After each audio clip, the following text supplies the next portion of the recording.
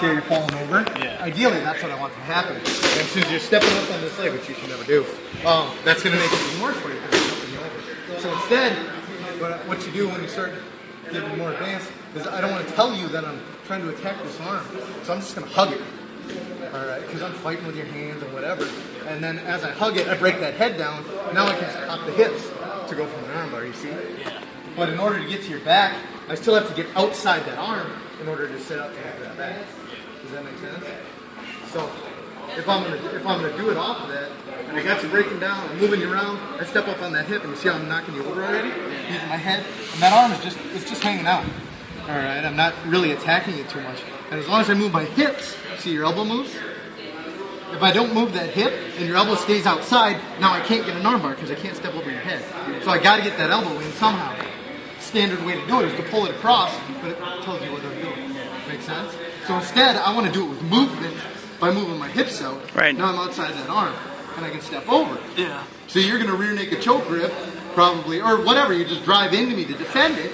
See? And now I can't get to that back because I can't get outside your arm. Yeah. So I'm attacking. I switch my arms, and it's almost like an arm drag. Where here I can't get right to your tricep, so I'm just going to grab your forearm, kick off your head, and I chop. To spin around. Boom. Yep. And all I got to do, I don't necessarily, in a gi, I grab your gi, all right? But even in no gi, I'm just going to hook Grab your lat. with my thumb here and start shrimping. I pull myself around. And ideally, I want to pull you on top of me. And I do that by shrimping. I don't want to just yank because you're not going to fall over. You're too big and strong. So I'm going to shrimp out. Does that make sense? Whereas, another version of that, instead of going for the arm bar first, is I just go for pretty much straight up arm drag, where I start to sit out, grab the tricep, and pull a 5. And again, I'm hugging that hip, grab that hip bone, and I just shrimp around you. And get my seatbelt. Yeah. You see? So. That arm drag's sick smooth. What's That last one was sick smooth. That was money. I'm going to do it from seated, but from guard is, That was money from guard. We never worked from it from guard. especially with a gi, because I can really yank on his wrist. Absolutely. That elbow. Pull it across. No gi, if I can get you pushing on me, all I got to do is pop your hand.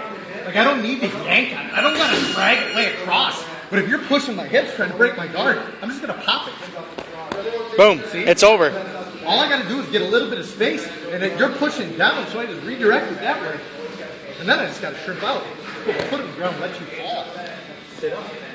And a nice way to do that, instead of trying to sit up and use abs because I'm lazy and I'm fat, so I'm just gonna, when I pop it, I'm gonna kick that leg up to sit up. And now I just shrimp, instead of sitting up and trying to climb on you so you can shake me off, I just scoot around you. Because this is all I need. I got your hip locked up, I can even use 2 hands if I want. And I just get shrimping until I can get over the shoulder. Because ideally, this is what I need. I don't want to be down here, because you can spin. No, just slowly, yep, turn, nope, other way. You're going to go the other way. You never want to turn to the ground. Yep, just over the top, boom. See, and you stay in my guard the whole time, which is what I'm trying to avoid. I just strip your back. I don't want to give you up my back, give up your front here. So I just want to get that over under, because you can't twist through that. Your head's over. Did you ever notice that some of the best jiu-jitsu practitioners have a nice bald spot on their top of their head? That's just the angle.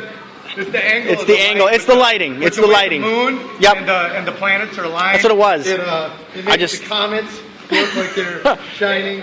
Really, definitely shiny.